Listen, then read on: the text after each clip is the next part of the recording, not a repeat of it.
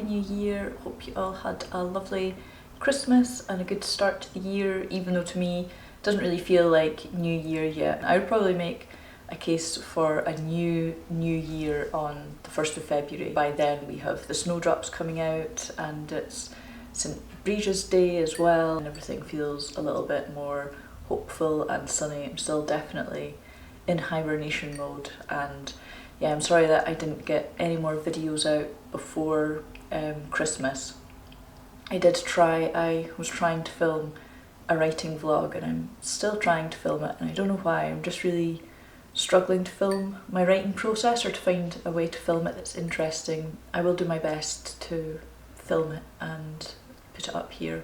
I took so much footage before Christmas, and when I was editing it together I just felt it was so boring, and that's the last thing I want to do on this channel, is bore you. So I thought it might be nice to start easy, break ourselves into the new year gently and talk about books. So I thought I would go through some of my favourite reads of 2025 and then talk about what I'm reading in January and some of my reading resolutions for 2026.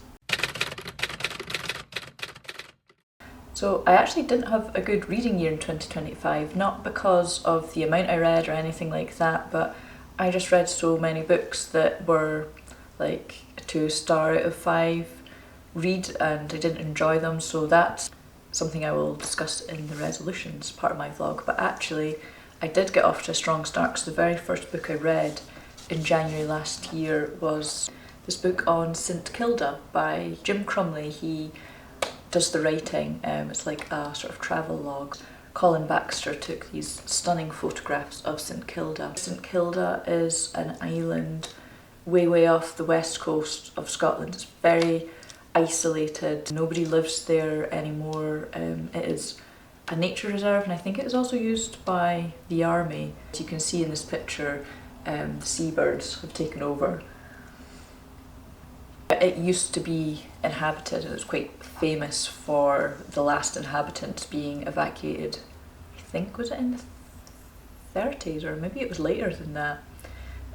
But it came to the point that it was kind of unsustainable for them to live there anymore, but they developed quite a unique lifestyle because of the remoteness of St Kilda. This book, it's not so much about the people or the evacuation, it's about the landscape itself. Jim Crumley and Colin Baxter went on a trip there, and they took such, Colin Baxter took these incredible photos. It's such a dramatic and eerie looking place. I would absolutely love to visit one day. It can be hard to get to because you have to go when the conditions are right, and I know somebody who said they had like 3 or 4 attempts to get to St Kilda over the years just because the conditions weren't favourable. And here's another photo.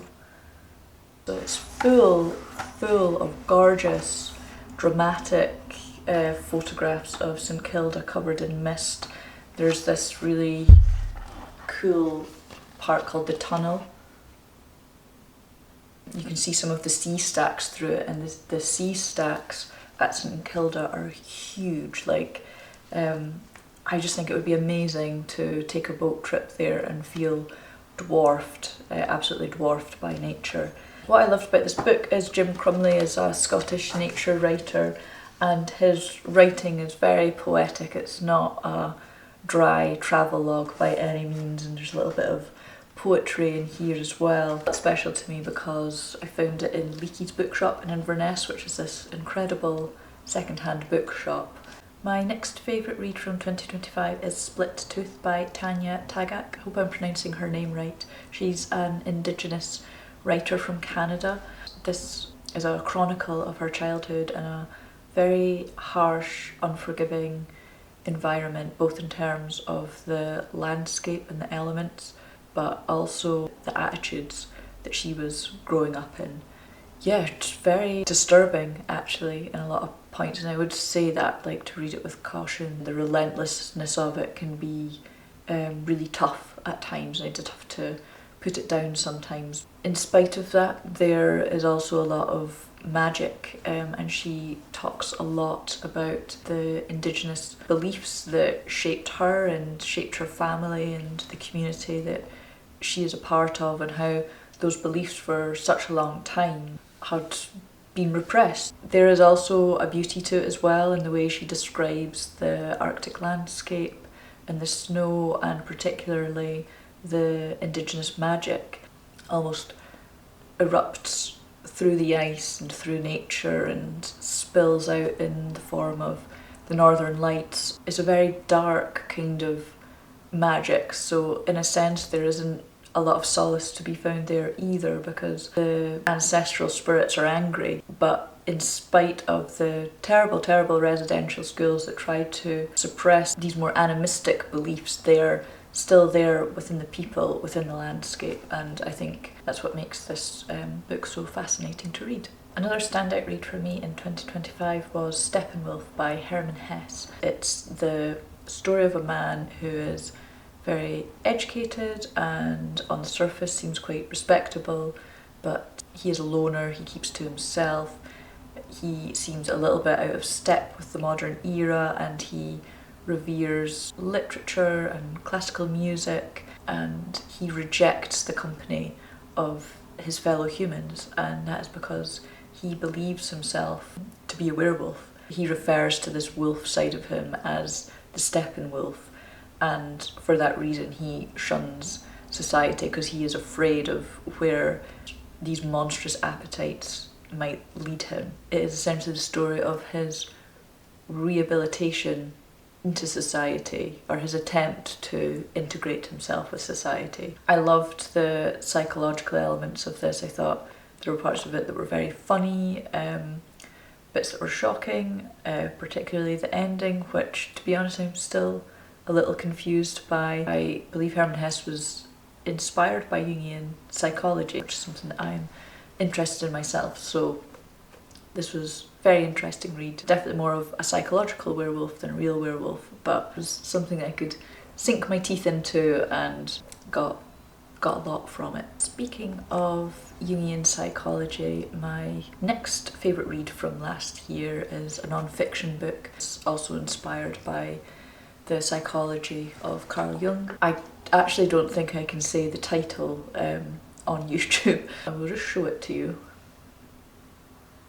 An extremely interesting book by, I hope I'm pronouncing it right, Nancy Qualls Corbett. My only wish for this book actually is that it was longer, because there were a lot of very interesting ideas that I would have liked to have read more about. I read one criticism that it reads more like a PhD thesis, which I kind of agree with, but not in a bad way, just that I would like more from it. Actually going to be hard to talk about without, I don't know if YouTube bans you for talking about things like this. The premise of it is that a modern spirituality is so disconnected from sex, and that is actually a very important element of spirituality, and it looks at ancient cultures and where this was deeply integrated as part of their worship, and there's some ideas that seem very odd from a modern perspective. She keeps saying that you have to go into this with an open mind. I found it fascinating, and I would love to read more on this subject. One of my favourite books from last year was Sweet Days of Discipline by Fleur Yegi. Definitely found a new favourite author. I've already reread parts of it so many times. I've dog-eared loads of pages, underlined loads of passages. I think she's an incredible writer, and she has a style that I really like, which for me being a bit of an overwriter might seem strange, but I really like a spare, sparse style that still uses a lot of striking symbolism and imagery, and I think those images are all the more striking when you have this sparse prose that it's almost like seeing, like a drop of blood on a snowy path, all the brighter for the blank space around it. Set in a boarding school in Switzerland, and it is about a girl who becomes obsessed by a new girl that joins the boarding school, and it's because their lives there are so monotonous and dull. I think that she fixates on this other girl, and to the point that she is still thinking about her even years after they've parted ways and left the boarding school. And it's just a very interesting study into the mind of an obsessional teenage girl. I just hit myself in the face with how weighty this tome is. I wanted to include the poetry of Sorley Magdalene for my 2025 reads, because on my Gaelic course we studied a lot of Sorley's poetry. He's one of the most, probably the most famous Gaelic poet. He is one of the ones who made the leap into being celebrated in European literature, not just Gaelic and Scottish literature. His most famous poem is Halig, an incredible meditation on time and loss and nature. Halig was a township on Rasay that was cleared during the Scottish clearances and experienced a devastating and irrevocable loss. I actually visited Halig quite a few years ago now. I took a boat out to Rasay. It was very sad and eerie, and you can still see a lot of the ruined croft houses where people lived and where families used to be. Back in the day it was one of the main townships on Rasay, so it would have been, you know, thriving with life, and yeah, sadly now no more. He just does an amazing job of conveying this sense of loss, not just the loss of the people, but the loss of culture and landscape that leaves a place when those people are forcibly evicted from the land that they've called home for centuries. Before I went to the college, I was a bit of a Sorley fangirl, and I still am, pleased to report, called White Leaping Flame, if you're interested, and it has the English translation on one side and the original Gaelic on the other, so it's very handy for me when I'm trying to improve my Gaelic. This is obviously very high level stuff, so still like way above where I'm at with Gaelic. Okay, so let's talk about reading goals for 2026. So my first reading resolution is I'm not going to buy any newly published books. The reason for that is, as I alluded to at the start of the video, at the beginning of the year I took a chance on some newly published books and it set off a chain of 2-star reads. None of the books I was reading inspired me to pick them up and finish them. I did finish them in the end. I'm feeling very disillusioned and disappointed actually by the current books that are coming out. I feel like really mean saying that, and I don't mean that it's the writer's fault. I think it's the fault of a publishing industry that wants new books faster and faster, and they want a new release every year, and more than that, they want books that they can market into a specific niche. They focus on tropes and genre, and I think it's to the detriment of literature. I think a lot of incredible books have ended up defining a genre or creating a new genre, and I feel like that isn't happening anymore. I don't feel that authors are being given the freedom to explore their creativity. It's all very much, you know, focused on whether the book's going to be sellable or make lots of money for a publisher. I don't know if this does happen, by the way, I'm just surmising. Sometimes I will buy a book on the strength of the blurb and it's nothing like the blurb, and I think that the publisher has just written it in order to attract a certain audience, and then, you know, once they've bought the book, who cares, you know, sucker, that's your fault for believing the blurb. So maybe that's a bit cynical of me. I would much rather spend a good hour or two nosing around a second-hand bookshop, not knowing even what I'm looking for, like the good old days where you would read the back of a book, or you would feel curious about it from the cover or the spine, and then maybe read, you know, a cheeky page or two. I want to follow my nose this year, and I think that is how you develop a taste in literature, a taste in anything, just by following your own interests, what inspires you, what you feel drawn to, rather than what a publishing industry is telling you that you should read. My second reading resolution, I actually just mentioned it, it is to follow my nose, because as I said, I would much rather spend a couple of hours nosing around a second-hand bookshop, not really knowing what I'm looking for, and finding a gem, rather than reading what the publishing industry or influencers tell me I should read. And to be honest, I'm not too susceptible to that, but I do think it is human psychology that the more you hear people hyping a book or talking about a book, it piques your curiosity and you end up reading it. And I've done that and I've been burned so many times and I'm just fed up of it. So I don't care what anyone else is reading, I just want to go into independent bookshops, secondhand bookshops, nosy around, not have a plan in mind, and see what I can find. My third reading resolution for the year is to read at least one novel in Gaelic. I think I alluded to this earlier when I was talking about Sorley MacLane's poetry. I would like to read more poetry in Gaelic, Gaelic literature in general. I have read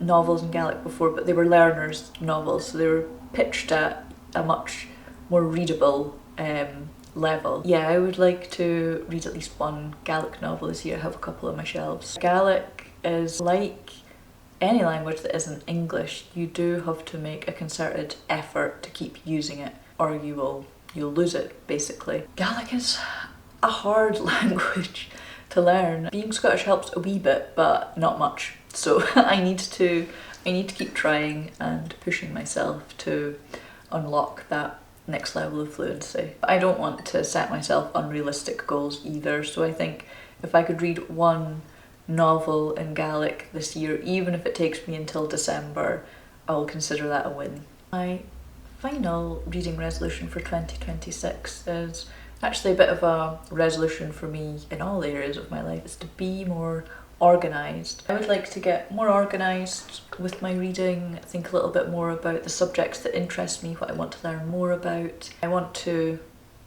get organised this year. Being organised, but in a gentle way. Sounds like I'm already letting myself off the hook, doesn't it?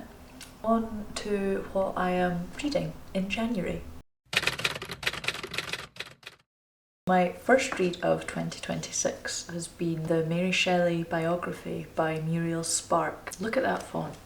They don't make fonts like that anymore. My sister got me this for Christmas actually. This is part of my New Year's resolution to follow my nose as far as literature goes. I watched the new Frankenstein at the cinema back in November and I really enjoyed it, but I feel like Del Toro did take a lot of liberties with Mary Shelley's original story, and the thing that really irked me was the Lord Byron quote at the end, because I felt that why couldn't he have used a Mary Shelley quote? She wrote the bloody thing. It made me want to learn more about Mary Shelley and know more about her life and what inspired her to write Frankenstein, because I'd heard obviously that it was a ghost storytelling competition between her, Percy Bysshe Shelley and Lord Byron, and I think there was someone else there as well, and I wanted to know, you know, the real life stories, and I'd heard, you know, a lot of cool things about her. Gosh, she's had such a tragic life. This is just a really fascinating insight into her character. Oh my god, I've blethered for so long that my battery is like down to 8%, so I'll quickly zoom through my other reads for January. Perthshire in History and Legend, and I found this in, again, Leakey's bookshop in Inverness. This was another occasion where I was meant to be buying Christmas presents and I found this and I knew that it would be excellent research for the novel that I'm editing this year. I am from Perthshire. I'm extremely fascinated by myth and legend and the history of the area, so I can't wait to read this. For my Gaelic novel, I have A Hobbit, which is The Hobbit in Gaelic. This was published last year, I think, this translation of The Hobbit into Gaelic. I do feel a little bit intimidated by it. I wouldn't feel intimidated to read that in English, but in Gaelic I definitely do. But I think it will be good for me to challenge myself a wee bit, and obviously a big fan of Lord of the Rings. I'm familiar with the story, so I think it will be easier for me to read this than a story that I don't know anything about. Finally, I'm not going to read all of this obviously in January or even this year. This is the Carmina Gadelica, and I've had this for a couple of years. It was like a big wish list item for me for a long time, but it's very expensive. So yeah, when I finally got my grubby mitts on it, I was so excited. The Carmina Gadelica is a big compendium of, well, as it says here, hymns and incantations taken from the Gaelic world by a folk collector called Alexander Carmichael. He collected all of these over a long period of time. This is for personal interest and spiritual reasons as well. I've been getting into recently doing a little bit more spell work, and I feel that it would make the little seasonal rituals that I do feel more authentic and personal to me if I learned some Gaelic incantations. They're fascinating to look at even from a non-spiritual point of view. Like, you have here charms for thwarting the evil eye, you have, you know, morning prayers, blessings of the hearth, charms for, you know, kindling the fire. You've got poems of earth, air, fire, water. It's a fascinating compendium. So this will be a companion for me throughout 2026. My battery is about to die, so I will have to leave it there. Let me know in the comments what you're reading this year, if you have any reading resolutions. I would love to hear about them. Hope you're having a really nice, gentle start to January.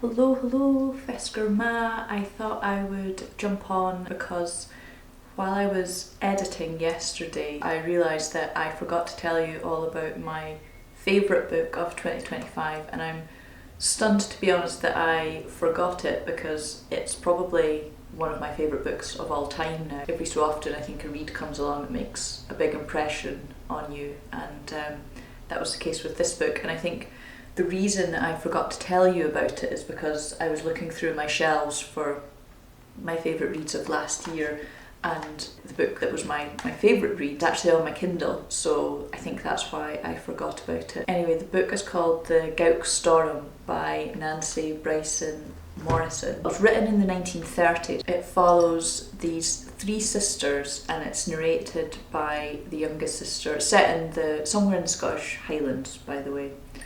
And this story is narrated by the youngest of three sisters, and she is watching her older sisters fall in love for the first time. Their father's a minister, so they're born into quite strict Presbyterian environment, and it's told through the eyes of Lisbeth, the youngest sister. I feel like it's a disservice to compare it to Jane Austen and the Brontes, but I think in terms of talking about the love affairs of young people set against a particular societal backdrop is why it makes me think of those classic novels. And I feel like The Gaelic Storm is a classic, and it's a forgotten classic, and I think it should be much more famous than it is. And I think if you love Wuthering Heights or Jane Eyre, you would enjoy this. What drew me to it and made me fall in love with it were the descriptions of nature. They verge on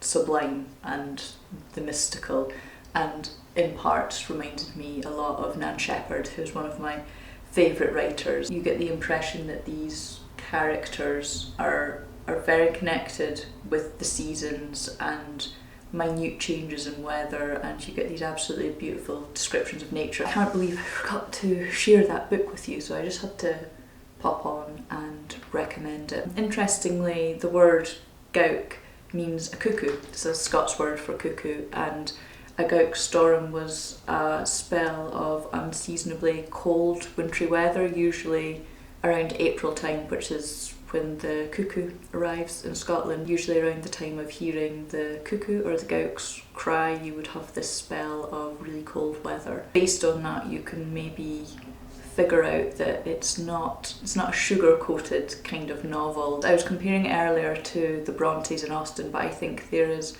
a wildness and a darkness to this novel that is uniquely Scottish and that sets it apart from those books. I've had a really nice morning actually. I just went into Dundee and met up with one of my pals who we met doing the Gaelic course last year.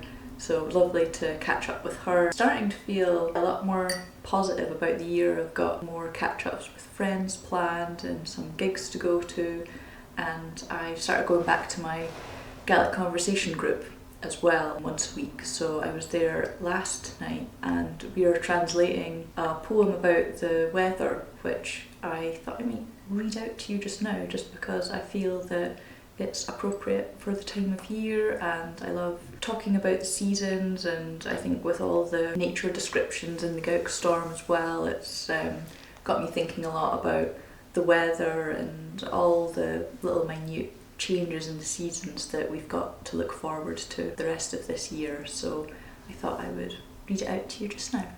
Okay, I'm going to read you a wee poem about the weather in Gaelic. See if you agree with this, or maybe the weather's totally different at these times of year, depending on where you live in the world. I'll go through it and I will translate it line by line. Antonuliach hic an sneachke. In January comes the snow. Ansa gerin tulchin voer. In February, big floods. Joshin sturmen ansa varsht. We get storms in March. Is tusnam bla sa giplin chor. And the start of blossoms in dear April. Ansa geitjen bi oen a leemnich. In May, the lambs will be jumping. He and Talkvias fast moord, and we'll see big growth in June. Be frassen tramme ansen jucher. There will be heavy showers in July. Ach be an lunestel maar buchar, and August will be exactly as it should be. Messen agus shalik san tultin, fruit and hunting in September. Crohin ans a daver gain, and nuts for us in October. Gala is galleon ans in Tawin, gales and tempests in November. Is green is vuurg san dulich gain, and sun and coldness for us in December. Dulich, the Gaelic for December, means the dark month, which I think is very apt for December. I'll just read through it once more the whole way through, just so you can get the flow of it. Ansenuliach hic an sneachke, anse gerin tulchin moord. Joshin sturmen anse varsht, is tusnam bla sa giplin chor. Anse geitjen bi oen a leemnich. He an talkvies vaas moord. Bi frassen trauma ansen jucher, ach bi an lunestel maar buchar. Messen agus shalak san tulten, crying ans an daver gain. Gila is galleon ans an tawin, is green is vuurg san dulich gain. Hope you enjoyed that. Oh yeah, and thank you for watching. I hope that you are having a nice start to the year and that it's starting to feel a little bit less scary now that we're into it. And yeah, hope January is treating you well, and if it's not, then I hope you're treating yourself well. Thank you for watching.